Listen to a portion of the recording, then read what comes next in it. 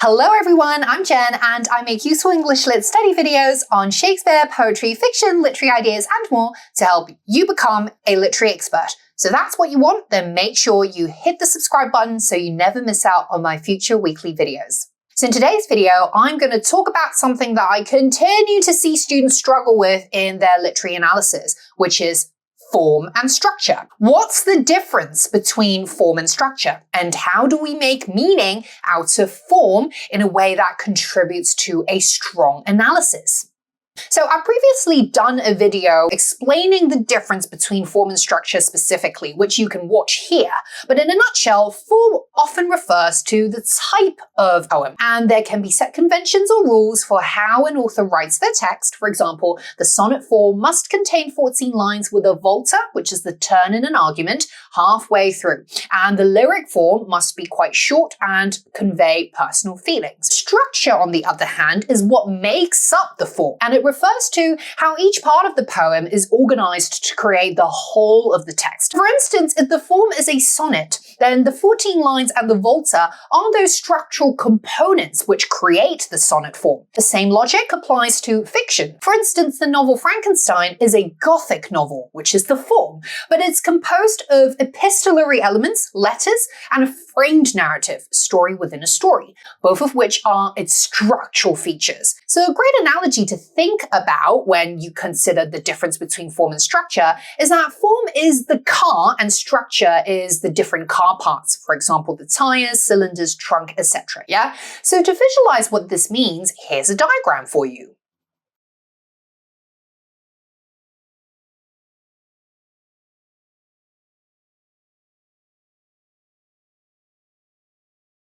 However, simply being able to identify the form and structural elements of a text isn't enough. The point here is to make convincing meaning out of them and explain how you think the writer's use of form and structure helps contribute to a greater thematic idea or message. And of course, this is what most students struggle with, and I think this has to do with associative and analogical thinking, which is about considering elements in relation to each other, how they might be similar in nature but different in other ways. Often the question to ask yourself when considering the meaning of form and structure is what qualities in the text's arrangement and layout are reflected in or similar to the text's ideas. So to illustrate really crudely what this means, if a poem about personal transformation contains 5 stanzas, each contain 4 lines, which we call quatrains, but the final stanza contains an extra line, making it a cinquain, a 5-line stanza. Could the stanza increase perhaps symbolize the speaker's internal growth? Or if a poem about marriage contains lots of end rhymes in its first half, but then the rhyme falters towards the end, might that diminishing rhyme signify some kind of disillusionment or disharmony? The point is to draw links between the nature of the technique and the themes. So in the rest of this video, I'm going to be illustrating just how you can do all of this with 3 poems. So let's start with Maya Angelou's Still I Rise, which is probably one of the most famous poems about female empowerment, right? So some of you may be studying it at school, so if you need a detailed analysis on this poem, you can check out my video right here. But for this video, we are going to be focusing on what its form and structure might reflect about its core messages. So notice that the poem contains 9 stanzas in total. The first 7 stanzas are all quatrains, 4-line stanzas, and they feature an alternate rhyme scheme, with the final word of the second and 4th line in each stanza being a pair of end rhymes. However, this pattern shifts in the final 2 stanzas, with the 4-line arrangement being broken up by the interpolated repeated line I rise, and the alternate rhyme pattern shifting to the 1st and 3rd line of each stanza, with 2 additional sets of rhyming couplet with wide tide gave slave. Notice too that the series of I rise declaratives in stanzas 8 and 9 creates a set of indentation as the lines jut in and out like a wave. So now that I've made all of these technical observations, it's time to ask ourselves how any of this relates to or reflects the idea of the poem. So I know that by the time we reach stanza 8, the speaker openly declares her intention to rise out of the hut of history's shame, marking a pivot in her self-perception as she breaks free from the psychological baggage of her ancestral history and personal traumas, and resolves to carve out a new, liberated identity as an emancipated woman who both looks forward to a more hopeful future and accepts the complexity and pain of her past. Now, this decision to break free, whether from the emotional binds of difficult experiences or the social strictures that prescribe Black women like herself to show up in the world, is perhaps mirrored in the breaking up of the quatrain structure with the multiple insertion of the symbolic empowering line of I rise, signaling through visual form the thematic idea of refusing to be boxed in by oppressive structures as she asserts and establishes her individual presence and power in this world. So the formal change in largely regular line length across the first 7 stanzas to the varied, fluctuating lineation of stanzas 8 and 9 embodies the spirit of freedom, as the speaker feels less bound by the dictates or expectations of how others think she should behave. In a similar spirit, the shift from the 2nd and 4th line end rhyme scheme to the 1st and 3rd line end rhyme scheme may mark a change in power dynamics, whereby the speaker used to see herself as a secondary inferior or an afterthought, but has now gained the confidence to put herself first, or at least certainly not last. Then, what to make of the additional 2 sets of rhyming couplets at the end of stanzas 8 and 9? Or perhaps the sonic euphony there suggests a new sense of internal alignment that the speaker gains from reconciling the slave history her ancestors gave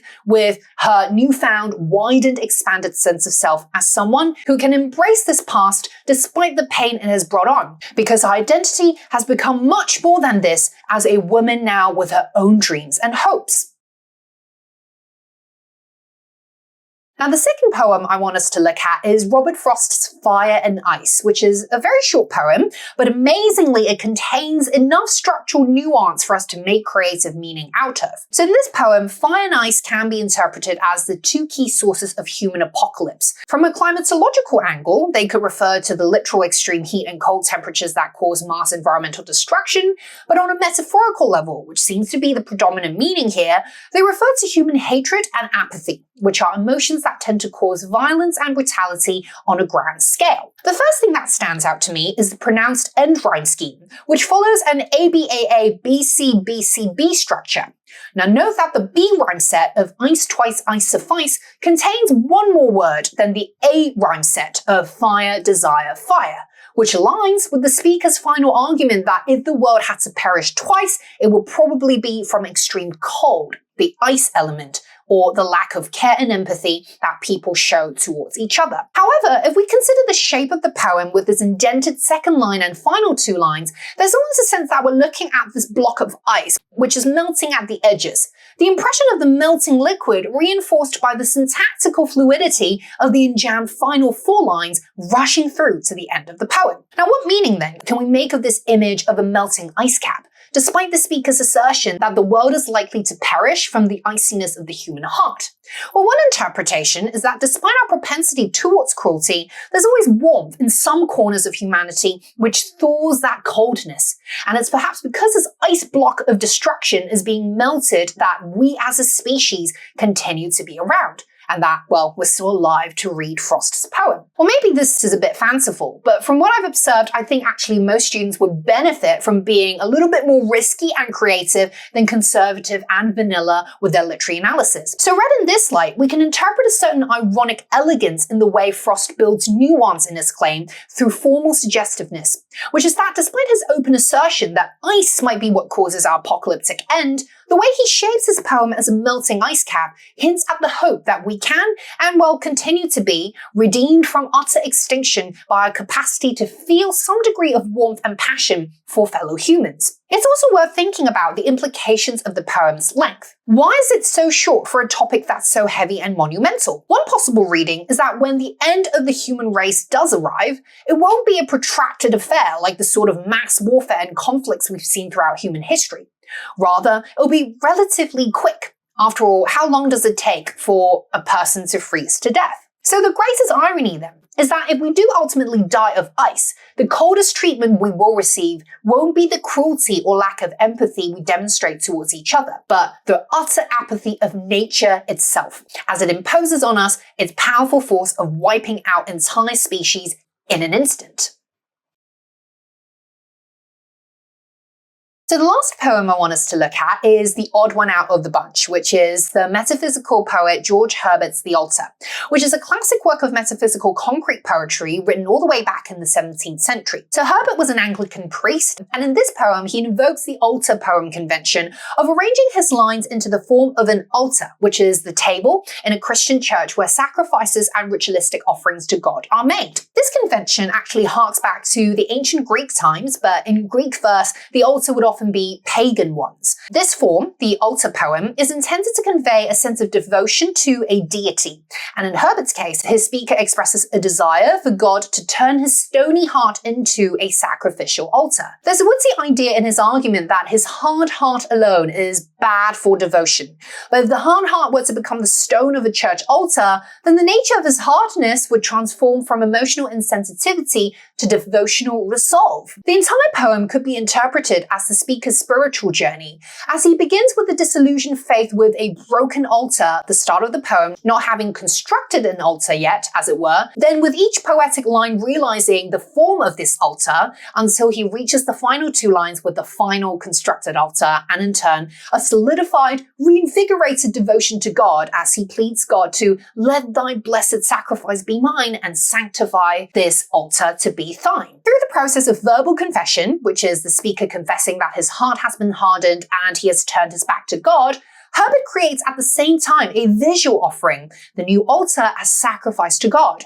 And this wonderful verbal visual coalescence, signified by the lines, wherefore each part of my hard heart meets in this frame to praise thy name, perhaps suggests the idea that true enlightened devotion is one where words are backed up by action, as the speaker both expresses his doubt-turned eventual affirmation in faith and realizes it in the concrete form of a sacrificial altar to God. It's interesting that the closing of the gap between the speaker's once hard heart and his newfound devotion to God happens in the middle part of the poem, where the lines are the shortest, to mimic the narrower trunk of the real altar, because it reinforces the impression of closeness and in turn conveys that greater sense of intimacy achieved between the speaker and God. So what you've probably noticed from my analysis of these three poems' form and structure is that I've activated analogical and associative thinking in the analytical process. With Angelou's Still I Rise, I related the breaking up of the stanzaic structure towards the end of the text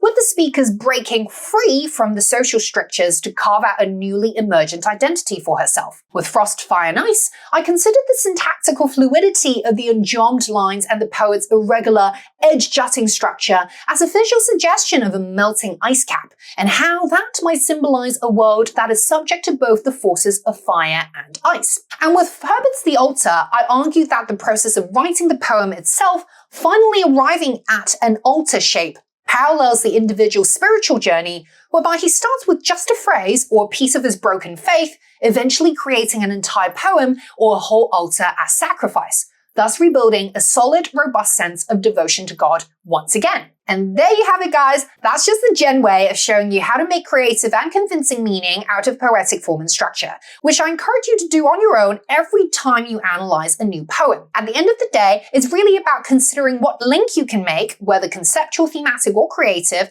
between the shape and arrangement of a poem and the emotions and ideas conveyed in the text. Don't be afraid, actually, to go out on a limb even with some crazy ideas. Remember, as long as you can back it up with observations about the text, you can make an argument out of whatever interpretation you find interesting. And it's far better to be interesting and creative at the expense of coming across a little bit unconventional than to stick with vanilla, canned and textbook responses. I have an extensive poetry playlist which you can check out here if you want to learn more poetry analysis skills and watch my detailed analysis of different poems. But anyway, as always, don't forget to hit the thumbs up button below if you found this video helpful in any way, so that you can encourage me to keep making these useful English Lit study videos for you. And of course, if you haven't already, make sure you click the subscribe button below so you never miss out on my future weekly videos. And as always, I will see you in the next one. Bye!